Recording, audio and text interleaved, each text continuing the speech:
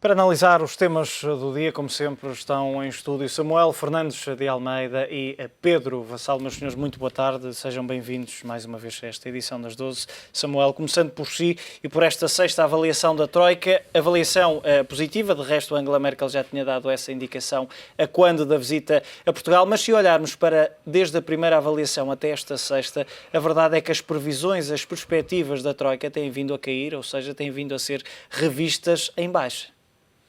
Sim, também de alguma forma o cenário macroeconómico a nível europeu também tem-se deteriorado ao nível da zona euro e, portanto, nós somos uma economia fortemente dependente. 70% das nossas exportações são direcionadas para a zona euro. Estamos longe de alcançar um consenso político a nível da zona euro em relação à evolução, aliás, que a própria Alemanha, e um consenso político alargado relativamente a uma maior federalização e mutualização da dívida. Estamos longe ainda desse ponto. E em relação especificamente a Portugal,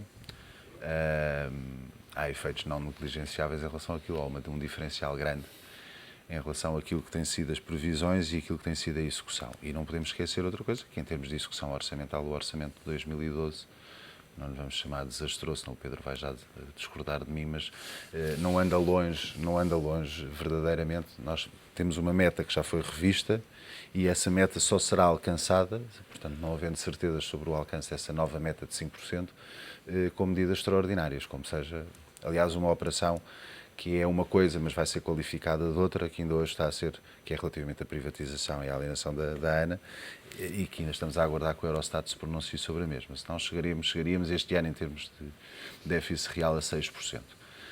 O que vai longe dos 4,5% inicial que tinham sido estimados. Enfim, agora já não é esse o cenário, porque foi reajustado e foi-nos dado mais um ano para efetuarmos esse ajustamento. Mas temos um historial de um ano 2012 que manifestamente o programa, do ponto de vista da execução orçamental, não correu bem. E, aliás, isso leva a que haja já um plano B, poderíamos depois falar sobre isso, que haja já um plano B para o orçamento de 2013.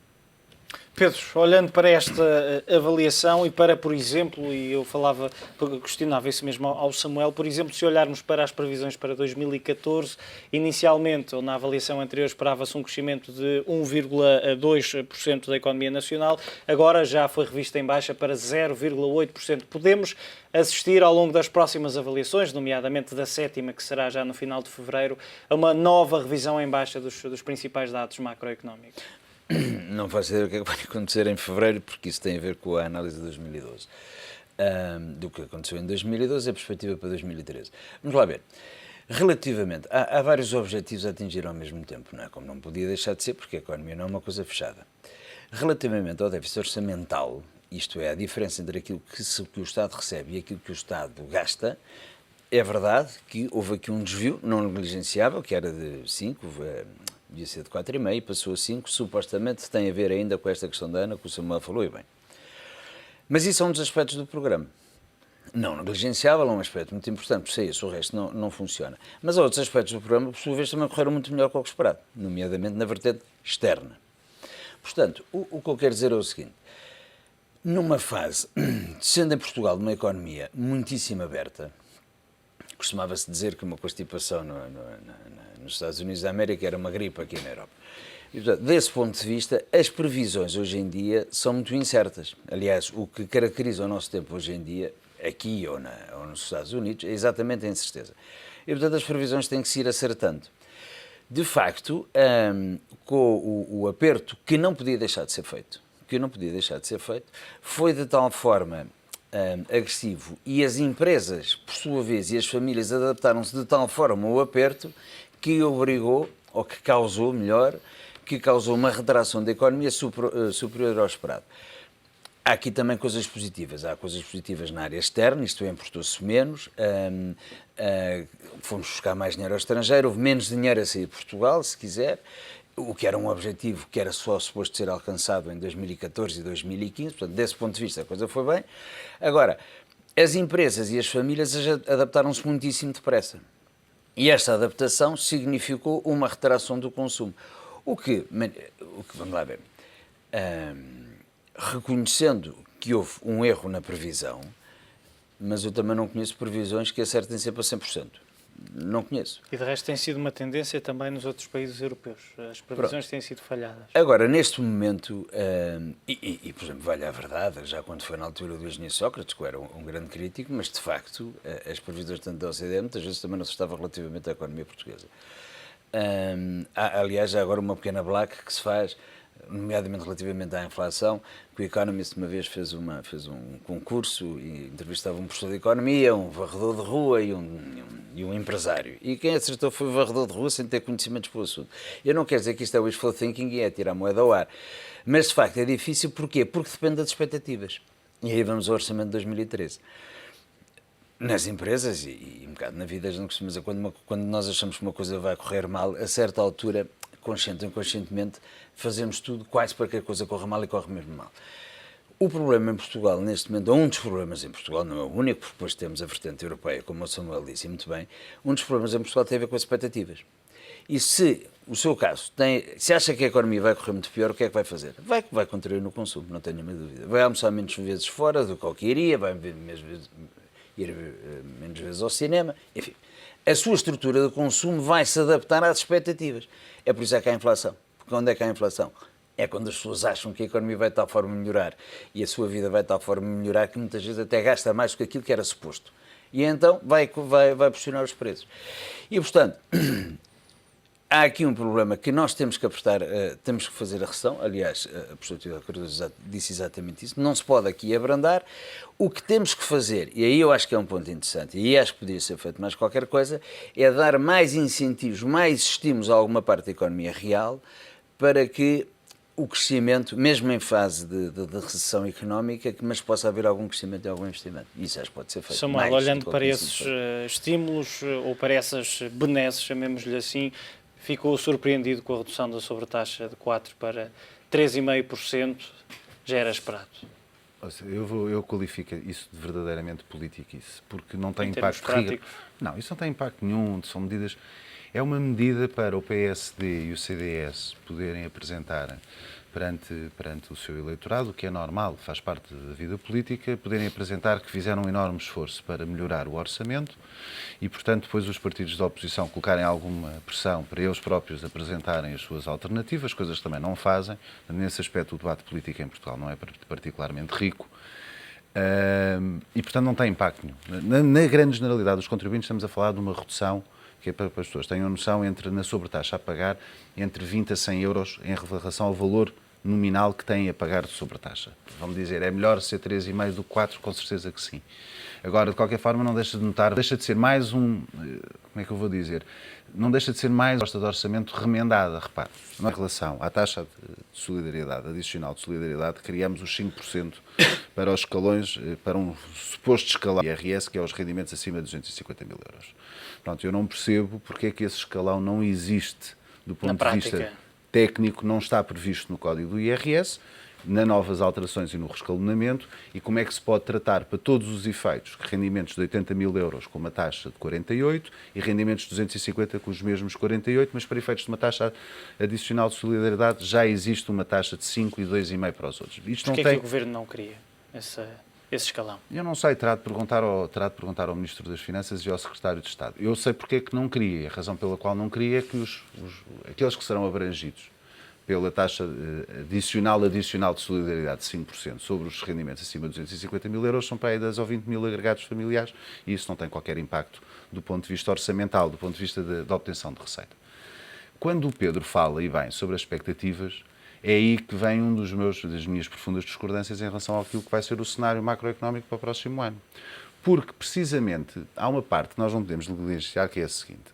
Em termos daquilo que é a população, fora pensionistas e funcionários públicos, a maior dor vem agora em 2013.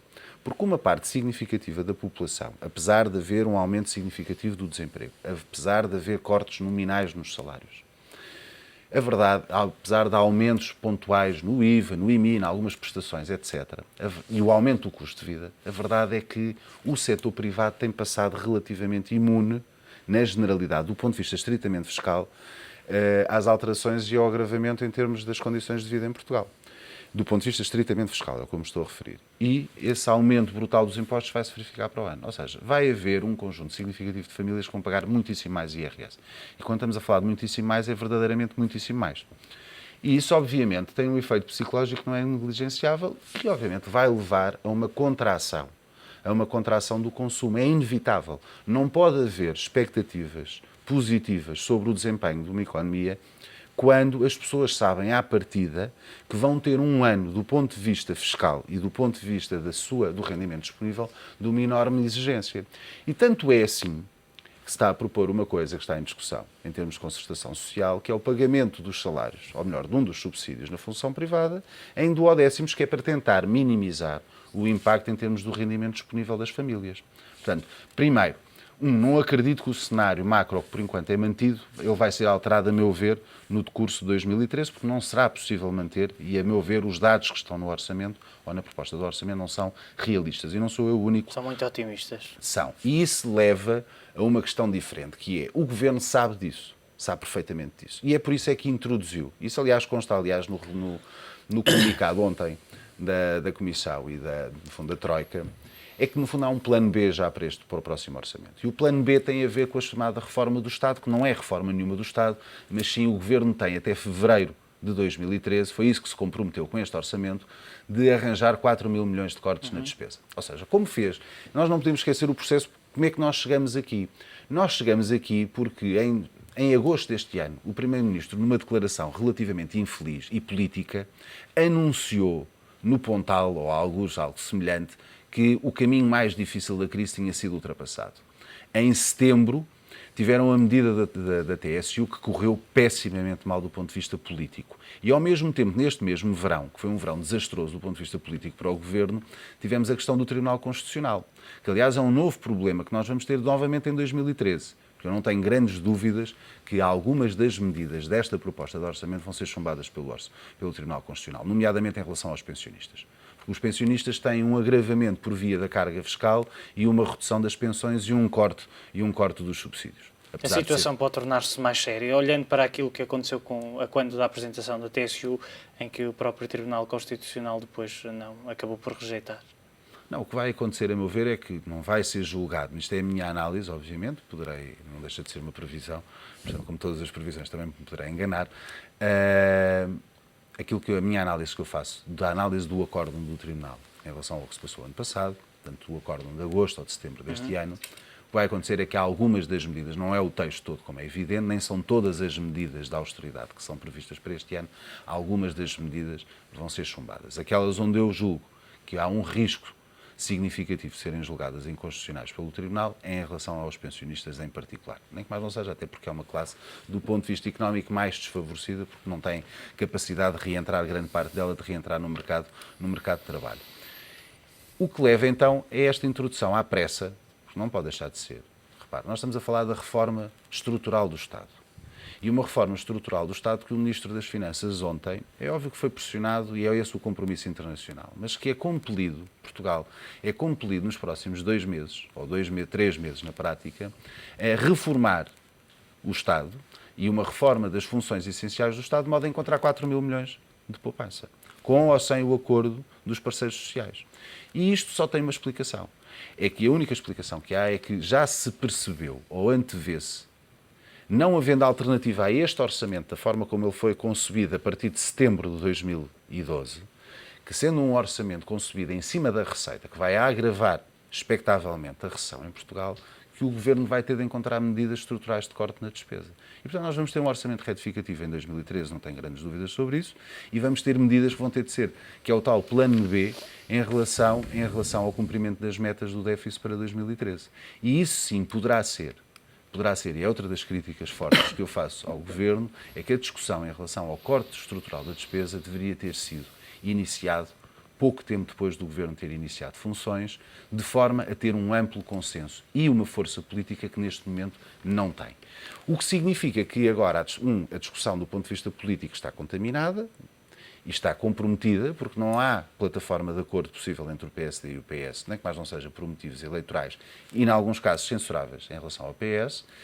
E, do ponto de vista social, o Governo tem muito pouca margem, para errar nas suas estimativas, porque porque lhe retira força, do ponto de vista da força política do próprio Ministro das Finanças, retira-lhe força, e do outro lado há um cansaço natural derivado da execução do programa. O que significa que maiores cortes em algumas áreas sensíveis, nomeadamente nas áreas sociais, terão uma forte contestação, e isso coloca em causa, obviamente, a meu ver, a estabilidade política no decurso do próximo ano. Pedro, olhando para outras medidas que estão em estudo, uma delas, e de resto a Troika diz estar aberta a essa possibilidade, a redução, e falávamos aqui há uma semana precisamente nesse cenário, a possível redução da taxa de IRC para 10% para novos investimentos feitos em Portugal. Outra questão que queria saber a sua análise também diz respeito à redução das taxas de juro que os bancos pagam pela recapitalização, pelos processos de recapitalização. Poderá ser um bom sinal se o Estado, se o Governo conseguir reduzir essas taxas, depois essas taxas menores podem refletir-se em créditos mais atrativos à economia real? Não é. O primeiro caso é uma questão jurídica que eu não domino. Isto é, tem a ver mais com a harmonização fiscal que existe na UE. A Irlanda tem uma situação especial, negociou desde o princípio, depende mais da força negocial que nós temos, e Portugal, vamos lá ver, Portugal tem muito pouca força negocial na Europa, por uma razão muito simples, porque nós podemos muito pouco no orçamento europeu. E, portanto, a nossa capacidade de convencer os outros parceiros é diminuta. E, portanto, mas eu não sei avaliar isso. Relativamente ao crédito, sabe que um dos grandes... Eu acho que nós em Portugal temos alguma dificuldade em olhar-nos no espelho. E quer seja trabalhadores, quer seja políticos, comentadores e empresários. A maior parte das empresas portuguesas estão fortissimamente descapitalizadas. Mas não estão só por causa desta crise. Tradicionalmente a empresa portuguesa, a microempresa, é descapitalizada. E os bancos hoje em dia, e bem, têm um conjunto de regras para emprestar dinheiro, regras essas que não existiam há meia dúzia de anos. E, portanto, muitas vezes tem a ver com as garantias que a própria empresa ou o empresário presta ao banco para receber determinado crédito. E, portanto, a certa altura, não é tantas vezes a falta de crédito, estou convencido, e o melhor para isso para falar fosse um banqueiro, que eu não sou, mas muitas vezes são as próprias empresas que não oferecem a garantias, isto é, o colateral necessário e suficiente para dar conforto aos bancos que lhe possam emprestar.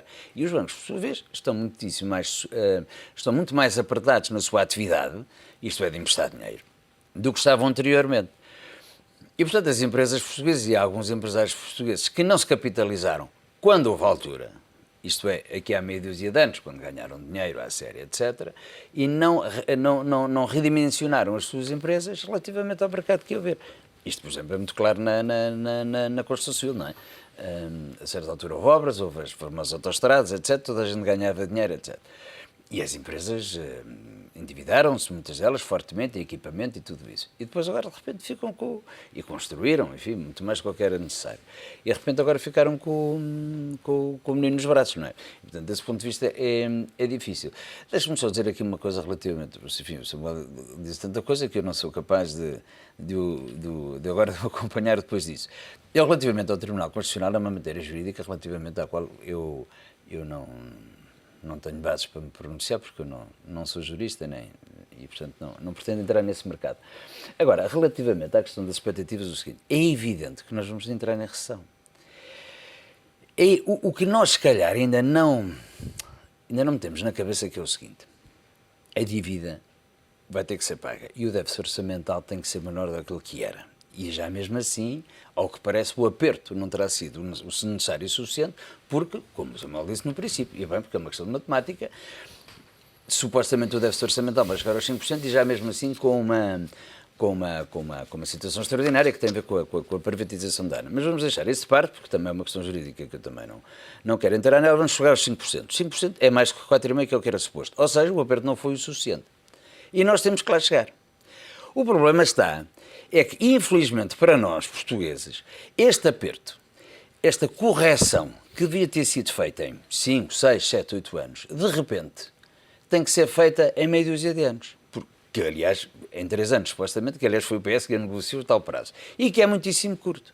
E isto porquê? Porque já ninguém nos empresta dinheiro. E, portanto, quem empresta dinheiro pôs esta condição, nomeadamente na altura o engenheiro José Sócrates. E, portanto, este aperto vai ser sempre violento, vai ser sempre a haver injustiças, mas é por isso é que nós estamos em recessão. Se nós tivéssemos feito o trabalho de casa com alguma calma e com alguma... Nós, em 10 anos, dobrámos a dívida pública. Entre 2000 e 2010, estava de 50 e pouco por cento, passou para mais de 100%. E esse é o nosso problema. E agora quem é que tem que pagar a fatura? Os reformados não é bem assim, porque é só a partir de um determinado limite. Pedro, Quando se fala em reformados. peço-lhe que termine, estamos a ficar sem tempo. Não, o problema é só este. É obviamente que é a classe média que o Samuel disse que vai pagar a fatura, claro, mas havia de ser quem? E os ricos, com certeza, mas como o Samuel também disse, e bem, quem ganha mais de 250 mil euros é uma parte diminuta da população. Portanto, quem vai pagar a fatura é toda a gente. Que é quê? É a classe média. Pedro Vassal, Samuel Fernandes de Almeida, muito obrigado pela vossa presença nesta edição das 12. Olhamos daqui a pouco para o dia nos mercados.